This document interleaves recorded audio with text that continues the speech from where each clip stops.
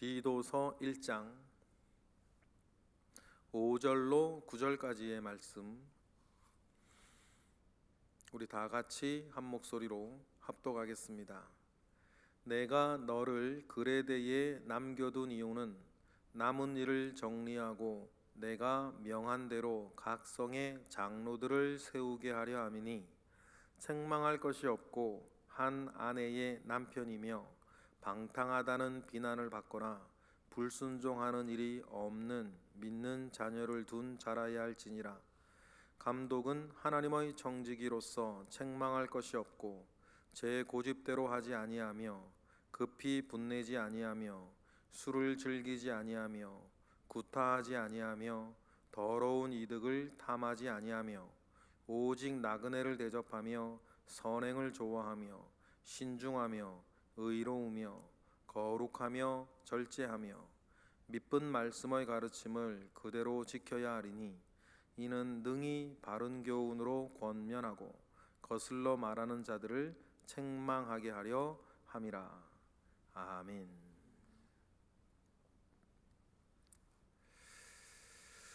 우리가 여기 계신 모든 분들도 마찬가지죠. 우리가 사는 이유가 있는 것입니다. 우리가 어디에 남겨진다면 남겨진 이유가 있는 것이고, 어디에서 우리가 세워진다면 세워진 이유가 있지 않겠습니까?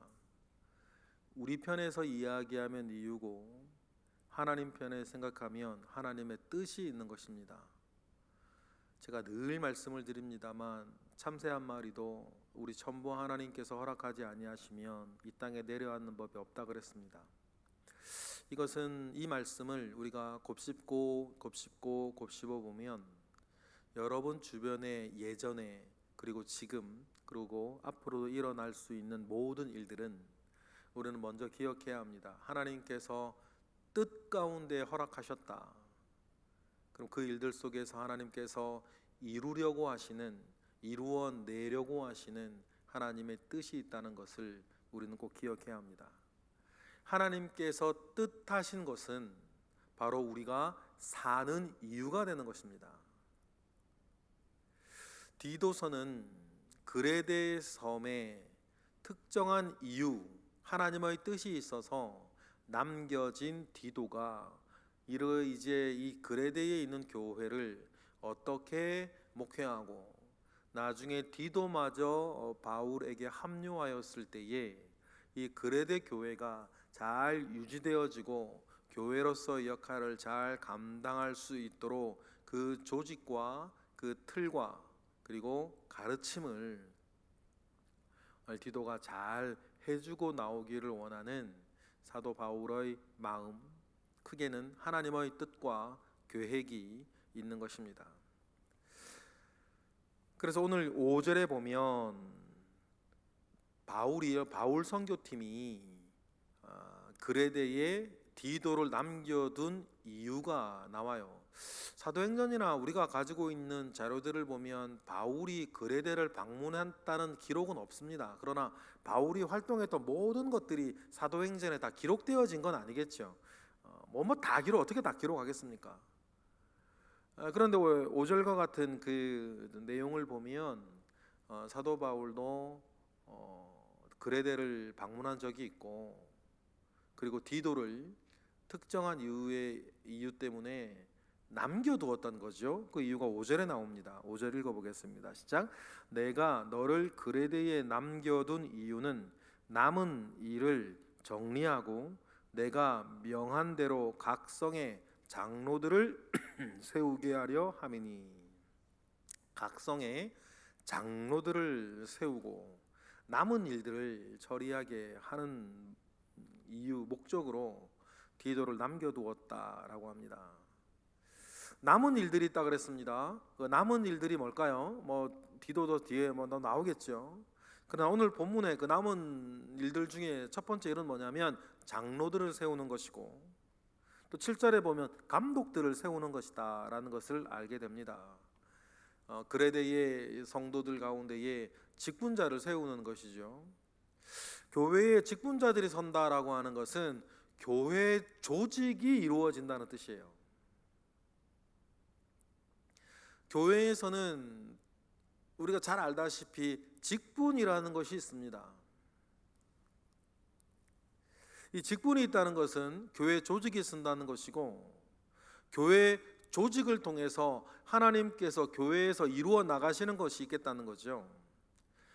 엄밀하게 말하면 여러분, 그 직분은 생명 그 자체는 아니에요, 그죠? 또 우리가 그 어떤 성도가 가지고 있는 직분 자체가 그 사람의 믿음이 얼마나 좋은지, 그 사람이 얼마나 신앙으로 깊은지, 얼마나 그 사람이 경건한지를 말해주는 척도는 아니에요. 오히려 그 사람의 어떤 충성도를 말할 수는 있겠죠. 교회에 대한 충성도는 말할 수 있을 거예요. 그렇지만 우리가 되도록이면 하나님을 사랑하고 교회를 사랑하고 하나님께 충성할 수 있는 분들을 직분자로 세우려고 애를 쓰지만, 직분과 그 사람의 영성은 늘 같진 않아요. 동일한 맥락에서 여러분, 교회 조직은 그 자체가 생명은 아니에요. 그런데 그 교회가 가지고 있어야 할 교회의 생명은 그 교회 조직 안에서 담겨져요. 여러분, 이 차이를 잘 아셔야 돼요. 직분과 영성, 마찬가지 관계. 교회의 조직과 교회의 생명은 그런 관계들이 있는 것이죠. 그러니 교회의 조직은 생명을 담는 그릇이 되고, 그릇이 이렇게 준비되어진 교회 조직은 앞으로 그 교회 조직 안에 머물러 있는 사람들 가운데에 하나님께서 작정하신 때마다 생명을 불어넣을 수 있는 거죠. 은혜를 불어넣을 수 있어요. 그래서 그 교회 조직이 계속 돌아가게 해요. 우리 교회에도 마찬가지겠죠. 우리 교회가 지난 50년 동안 아무런 조직이 없었으면 50년을 유지할 수가 없는 거죠. 그러나 조직이 있기 때문에 때로는 쇠약해지기도 하고, 때로는 강성해지기도 하고, 때로는 은혜가 메마르기도 하고, 때로는 은혜가 충만하기도 한 일들을 늘 반복하면서 우리 교회도 50년 동안 유지되어지는데, 유지되어질 때 하나님의 그릇으로 쓴 게 우리 교회 조직이라는 거예요. 여전도회, 남전도회, 회장, 부회장, 네가 해라 내가 해라, 집사, 장로, 목사, 전도사, 이런 조직들이 그 안에 있으면서 이 조직을 유지해 나가는 거죠. 그러니 이 일이 굉장히 중요한 일이라 사도 바울은 디도를 그레데 섬에 남기면서 장로들을 먼저 세우라라고 합니다. 장로로 세워질 사람들을 분별해낼 때 6절과 같은 기준으로 하라라고 이야기를 하죠. 6절 읽어보겠습니다. 시작. 책망할 것이 없고 한 아내의 남편이며 방탕하다는 비난을 받거나 불순종한 일이 없는 믿는 자녀를 둔 자라야 할지니라 라고 하면서 제일 먼저 큰 틀에서 이런 얘기를 해요. 책망할 것이 없는 자라야 한다. 책망할 것이 없다라고 하는 이 말을 우리가 좀 이게 무슨 말인가 좀 구체적으로 좀 알려면 원어를 좀 살펴보아야 되는데, 책망하다라고 하는 말의 원어 뜻은 뭐냐면 빚 갚으라고 불려가다, 그 뜻이에요. 여러분, 우리가 누군가에게 갚아야 할 빚이 있을 때가 여러분 과거에 있으셨죠. 지금 있는 분도 계실지 모르겠어요. 그러면 여러분 이것이 지금 책망할 것이 없다라고 할 때 빚 때문에 불려가다라는 뜻인데, 이것을 지금 돈을 말하는 건 아니죠. 윤리적으로나 살면서 누군가에게 잘못을 하고 누군가에게 무엇인가 갚을 것이 있어서 언제라도 불려갈 수 있는 사람이면 안 된다는 거예요. 어떤 면에서든지 책망받을 것이 없는 교회의 중직으로 세워질 이가 여러 일들 가운데 책망받을 것이 있으면 그것은 참 곤란한 부분들이 참 많아요. 그래서 뭐라 그럽니까? 책망할 것이 없어야 된다. 그리고 책망할 것이 없어야 되는 것 중에서 장로를 이야기할 때에 가정과 관련된 두 가지 근거들을 주죠. 첫 번째가 뭐냐면 한 아내의 남편이며 방탕하다는 비난을 받지 말아야 된다. 욕망을 다루어 나가는 문제예요. 뭐 어떤 사람들마다 누구나 자기 마음 가운데에 욕망이라는 것이 있지 않습니까? 좋은 의미에서건 나쁜 의미에서건. 그런데 그 사람은 자기의 욕심과 욕망이 조정되어지는, 늘 조절되어지고 절제되어지는 사람이라야 한다. 그 근거 중 하나로 뭐를 얘기해요? 하나의 남편이라야 한다. 그래야 해서 무슨 얘기를 듣지 말아야 돼요?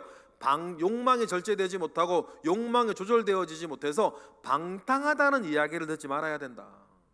뭐 당연한 이야기 아니겠습니까? 그 두 번째 얘기하는 것이 불순종하는 일이 없는 믿는 자녀를 두고는 사람이어야 한다. 이 얘기를 하는 거예요. 가와만사성 뭐 우리나라 그 이야기 영적으로 적용할 수도 있을 것이고, 우리가 신앙생활할 때에 꼭 비단 딱 들어맞는 일은 아닐 수도 있는데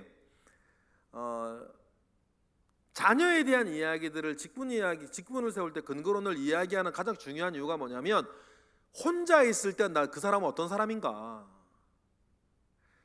사적인 생활 가운데도 그 사람은 어떤 사람이고 정말 본이 되어지는 사람인가의 문제를 확인하고 싶어 할 때 성경은 늘 자녀 문제를 얘기를 해요. 물론 여러분 이것이 비단 딱 맞는 100% 맞는 얘기는 아니에요. 왜냐하면 사무엘이나 모세나 다윗이나 우리가 알고 있는 참 믿음의 어떤 좋은 믿음을 가지고 있는 분들도 하나같이 자녀를 신앙 안에서 길러내는 데는 다 실패한 사람들이 많아요. 성경의 위대한 인물들 중에서 막 이렇게 아버지와 아들이 함께 하나님 아버지에 사용된 예가 별로 없어요. 그럼에도 불구하고 성경에서 그 사람이 사적 생활 가운데에서 얼마나 믿음 가운데 삶 가운데에 본이 되었느냐를 이야기를 할 때에 그 자녀의 모습을 늘 보게 해요.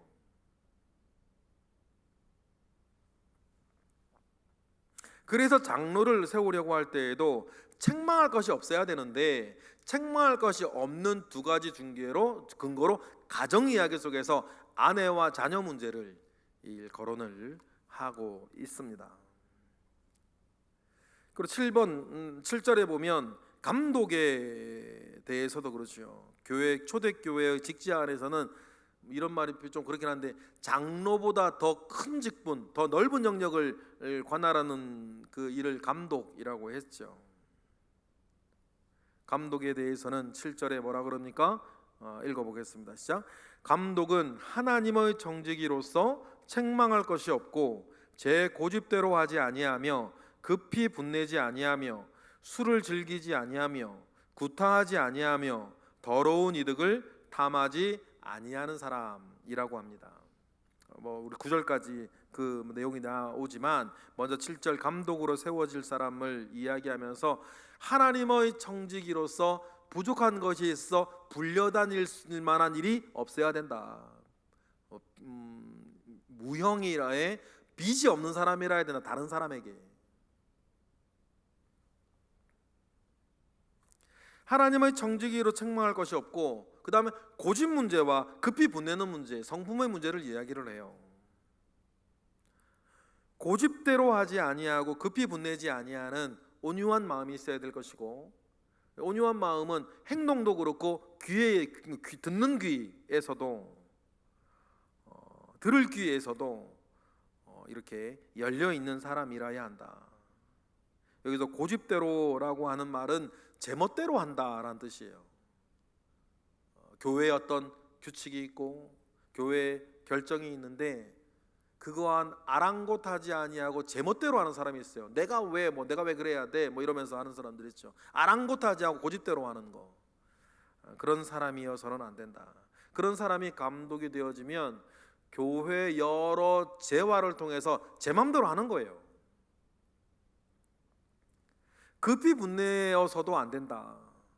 왜냐하면 섣불리 가타부타 이야기를 하여서 상처를 입히거나 잘못된 결정을 되도록 내리지 아니하여야 하고, 그 다음에 술과 구타와 더러운 이득에 대해서 얘기를 하죠. 사실 장로나 감독이나 잘 비슷한데, 감독에 대해서는 좀 더 구체적으로 이야기하고 있다는 것을 우리는 여러분 기억해야 되는데, 전체적으로 실제로 뭐냐면 사람마다 자기의 소원이 있고 욕망이 있는데 그것이 하나님 말씀 앞에 잘 다스려지고 있는 사람이냐, 그 부분을 이야기를 하는 것입니다. 7절이 하지 말아야 될 부분을 이야기하는 것이라면 8절은 즐겨 그 사람이 하는 것에 대한 이야기죠. 무엇을 해야 됩니까? 8절 읽어보겠습니다. 시작. 오직 나그네를 대접하며 선행을 좋아하며 신중하며 의로우며 거룩하며 절제하며. 좀 전에 말씀드렸던 것처럼 7절이 하지 말아야 되는 것을 먼저 말씀하셨고 8절은 그가 즐겨 행해야 되는 것을 이야기를 해요. 여러분, 우리가 개인적으로도 마찬가지입니다. 우리가 살 때 먼저는 이거예요. 하지 말아야 되는 걸 하지 않는 거예요. 그것이 먼저예요, 여러분. 우리 개인적으로나 우리가 하나님 아버지 앞에서도 먼저는 뭐냐면 내가 하지 말아야 될 것을 하지 않는 것부터가 먼저예요. 그리고 두 번째 뭡니까? 내가 행하여야 할 것을 행하는 것이죠. 여러분, 이 순서가 뒤바뀌어 있으면 안 됩니다.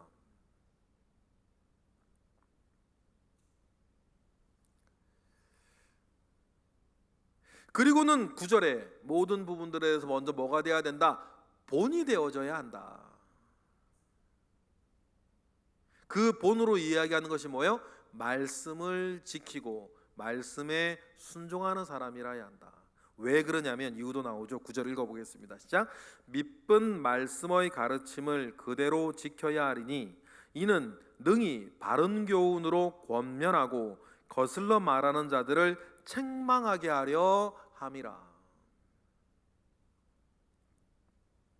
본인 스스로 먼저 말씀대로 믿음 따라 사는 사람이라야 한다.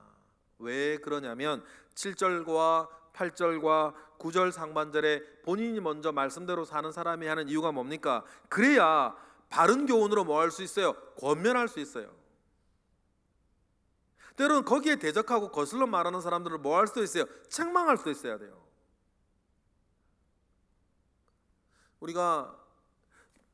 오늘 우리가 읽은 이러한 말씀에 나는 그렇습니다라고 떳떳하게 딱 말할 수 있는 누가 있겠어요? 우리도 늘 부끄러움을 느끼죠. 저도 마찬가지예요. 오늘 말씀 읽으면서 당당하고 떳떳한 사람이 전혀 꺼리낌이 전혀 없는 사람이 누가 있겠어요? 그런데도 여러분, 우리는 이렇게 바라보며 노력해야 되는 거죠. 9절 하반절의 말씀과 같이 우리가 권면을 하거나 때로는 영적으로 책망을 해야 되는데 말하는 사람이 너나 잘하시라고 그런 얘기를 들어서는 아무것도 안 되는 것 아니겠어요? 물론 좀 전에 말씀드렸던 것처럼 오늘과 같은 말씀을 읽고 마음에 거리낌이 전혀 없는 사람이 누가 있겠어요? 자신 있게 말할 수 있는 사람은 없죠. 하지만 우리는 끊임없이 이런 사람이 되기 위해서 기도하고 노력하고 애써야 하는데, 그래야 교회 조직이 권면을 받고 교회 조직 안에 있는 많은 사람들이, 모든 사람들이 권면을 받고 때로는 책망을 받고 의로 교육함과 바르게 함을 말하면 누가 이끌어가야 되는데, 자기에게 흠과 티가 막 너무 많고 더덕더덕 붙어있는 사람이 권면하고 책망하면 사람들이 그 말 듣겠어요? 너니나 잘하라고, 당신보다 잘하셔야 되지 않냐고. 앞에서는 가만히 있을지 몰라도 자기네들 있으면 예를 들어서 이런저런 이야기하면서 그럼 리더십을 상실하게 되면 그 교회 조직이라는 것이 건사되지가 않은 것이죠. 이런 일들이 특히 그레데 섬의 사람들에게는 중요했어요. 우리가 며칠 안으로 읽겠지만 그레데 사람들은 그 당시 지중해에서도 참 이게 천시받는 사람들이었거든요. 천시받을 만한 이유가 있었던 것 같아요. 오늘 말씀을 우리가 오늘 마무리하면서 여러분, 여기에 나오는 것이 비단 장로의 자격, 감독의 될 만한 사람들의 자격이기 이전에 우리가 완성해 가야 할 그리스도인의 성품이에요. 그리스도인의 생활 태도이고, 우리가 가꾸어 가야 할 우리 믿음의 열매라고 하는 사실들을 우리는 꼭 기억을 해야 합니다. 그래서 우리가 예수 그리스도로 옷 입은 사람으로서 우리의 부족한 행실로 인해서 우리의 복음과 우리의 믿음과 우리의 교회 생활이 욕되지 않도록 우리 몸과 마음과 삶의 모양을 잘 만들어가는 저와 여러분 되시길 주님의 이름으로 축복합니다. 기도하겠습니다. 할렐루야. 하나님, 감사와 영광 올려드립니다. 하나님 아버지의 크신 은혜 가운데에 우리가 살고 있고, 하나님의 크신 은혜 가운데에 우리의 삶이 이어지고 있습니다. 이 모든 것 가운데에 주님 함께 하시고, 하나님 아버지로부터 말미암아 오는 선한 역사 가운데에 우리 살아갈 수 있도록 주여 인도하여 주옵소서. 오늘과 같은 말씀을 우리가 늘 다림줄로 나의 삶과 나의 마음에 드리워서 부족한 분 메우게 하시고, 기울어진 것 바로잡게 하시는 늘 우리 권면의 말씀으로 받게 하시고, 우리가 늘 하나님 아버지 앞에 또 모든 사람들과 섞여 살면서 부족함이 없는 자로 늘 승리하게 하옵소서. 이 시간 드려지는 1000번째 예물 가운데 함께 하시고, 우리의 오늘의 삶 가운데에서도 주님 선한 은혜로 채워 주옵소서. 예수 그리스도 이름으로 기도드렸나이다. 아멘.